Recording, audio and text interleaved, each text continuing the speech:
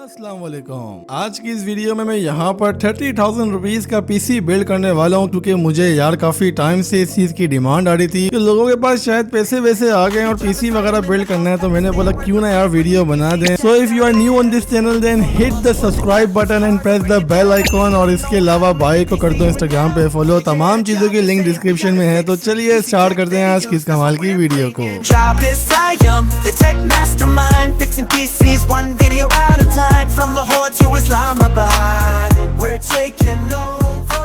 Jobless, Zaiam.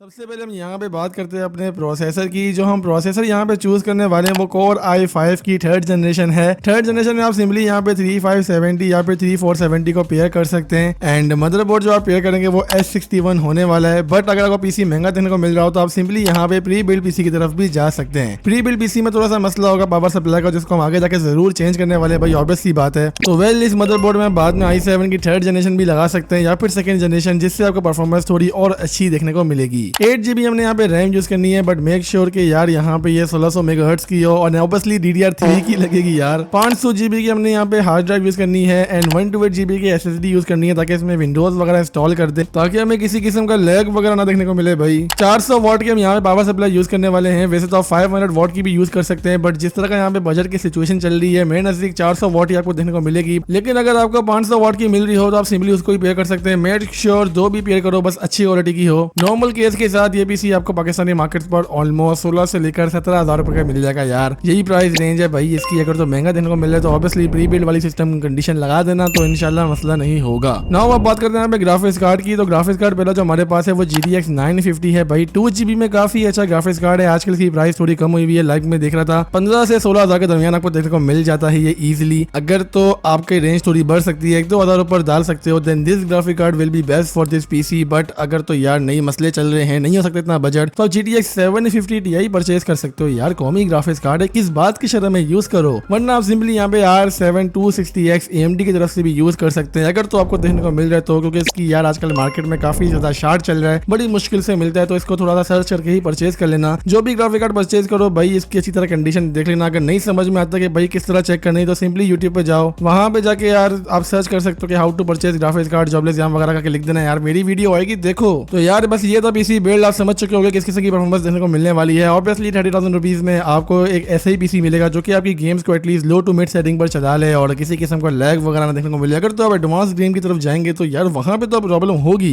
But जिस तरह की आप छोटी मोटी गेम्स खेलना चाहते हैं या काम करना चाहते हैं, उसके लिए ये पीसी एक अच्छा पीसी है। बाकी अगर बेंचमार्क्स आपको बिल्कुल ऑथेंटिक वाले चाहिए तो इन स्पेसिफिकेशंस को यूट्यूब पे डाल के आप देख सकते हो यार कैसी परफॉर्मेंस देखने को मिल रही है गेम्स पर। तो बस यार इतना ही था आज के लिए, और इसके अलावा भाई ये चैनल पर आपके सामने वीडियोस शो हो रही होंगी, जाओ इनको देखो, क्योंकि वीडियोस नहीं खजाना है, खजाना।